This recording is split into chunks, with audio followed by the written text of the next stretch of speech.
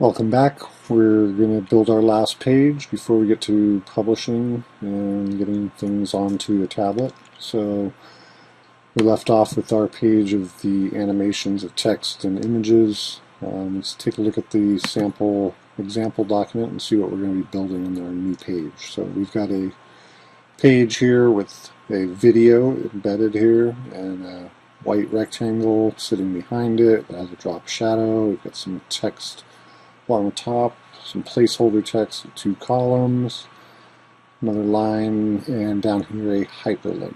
So we're going to cover placing video in here, reviewing some text, and adding hyperlinks. So let's go to our practice document that we're building and duplicate that last page we were on. And I've got this page here. Go ahead and delete these assets. And get started by placing our video. So we're going to go up to File and Place, and let's scoot back just a little bit. If you were looking for your assets, you probably would have been in previous folder, which was the Conservatory of Flowers assets, or if you downloaded them and placed them somewhere. And my video is down here. So locate the video you want to import, open, and just like with text and images, we've got this placeholder. It's ready for us to load it and define the size of the area we want to place the video in. So I'm going to drag this out, and it'll take a few seconds, get the videos coming in. And I had added a white rectangle below it to just kind of give it a little frame. So I'm going to go to my rectangle tool and come up here just beyond the corners and click and drag and get a little past the edges on all sides. And we're going to need to change the color of that. So we'll come down to our color swatch, fill color swatch, double click on that. And we'll move the slider up to the top and select that top corner there and get white and say OK. And then we're going to take our selection tool and control click or right click on that rectangle and arrange it, send it to the back. Not quite to the back, let's undo that. Oh, you want to send it backwards. Just one step there. So it's sitting behind the video. I'm going to go ahead and just scale this up just a little bit, even it out, and I think it looks good. Both sides. Say okay, I'm going to click away from it in here.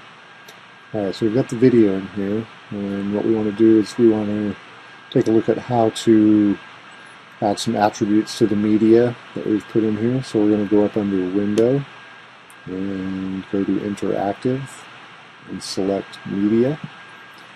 And that pops our window here. And in here we can see when we select the video on the stage in our layout, we can see the videos here, a little scrubber. We can pick a point in the video that we'd like to have it, be visible on before playing. So this looks like a nice choice of image to have appear here when the viewer turns to it. And we don't want it to play on page load. We want to give the viewer some control. You could, although you could if you wanted.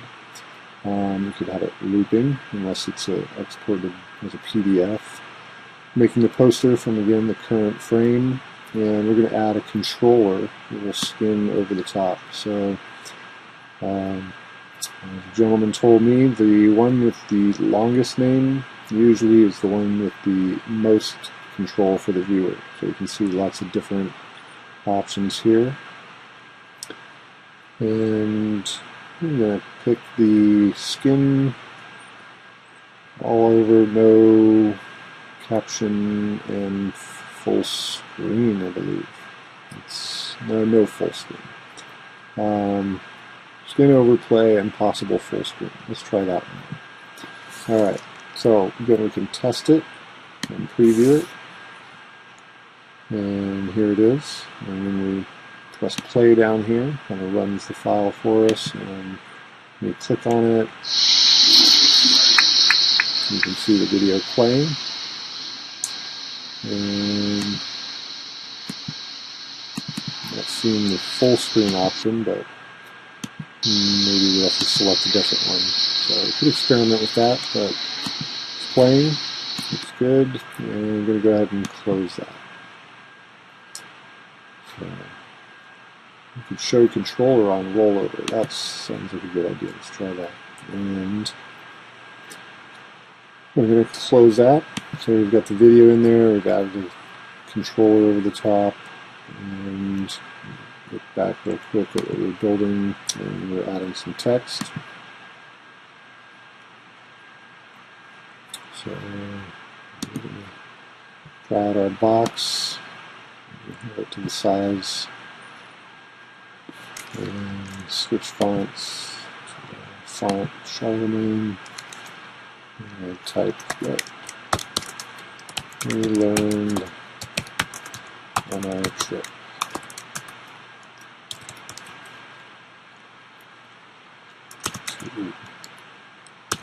Observatory. That might be too long. That's just what we learned on our trip. Sounds good. And highlight it. Scale it up. Fit that box a little bit better. Something about the length of our picture. And scoot that over. Then go ahead and shrink up the box, text field there. Tighten that up there. And looking a little long on the ends there, so maybe one more round of scaling the text. That's highlighted and selected.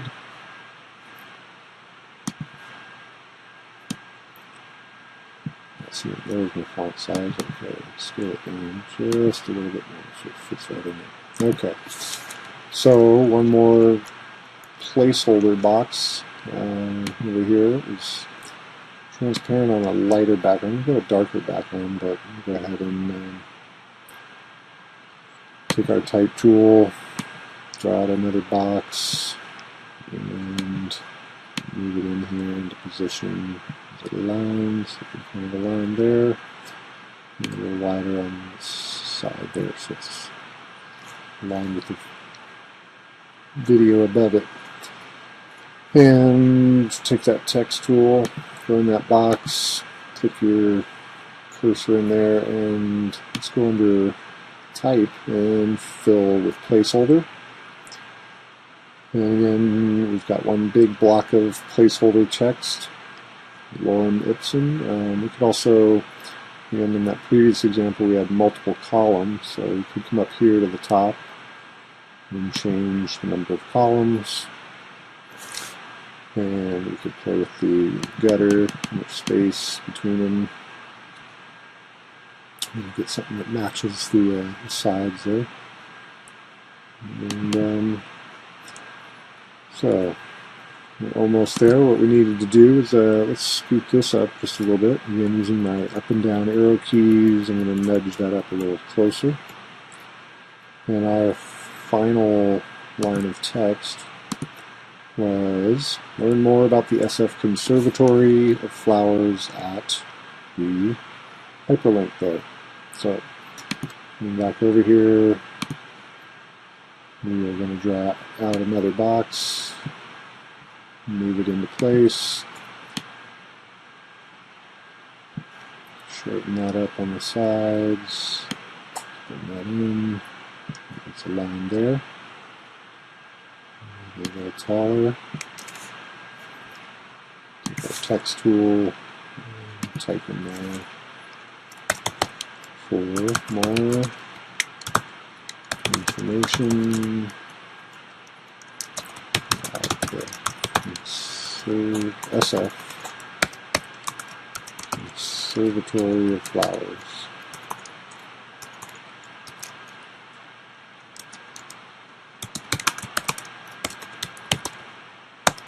Visit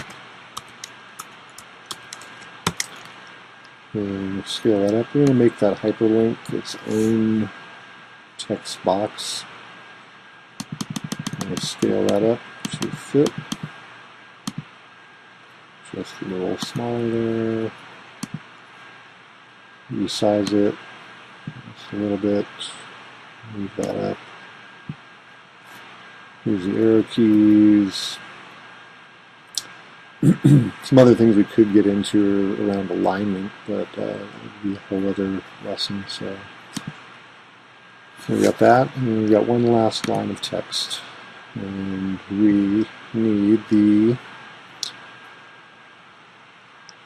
URL for that. So let's go ahead and we could take it off of the web, or we can just copy and paste that from there. So actually, let's do it the other way. So let's actually type it out. And actually, well, let's type it out. So we'll go back over here. And we've got the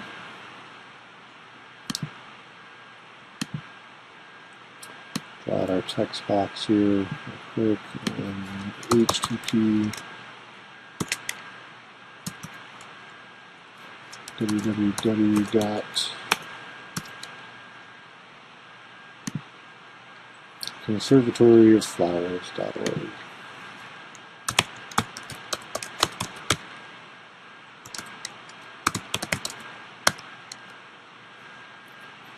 Extra F in there. Let's take one of those out. Nope, no, that's right. Conservatoryofflowers.org. And we're going to scale it up. Bigger.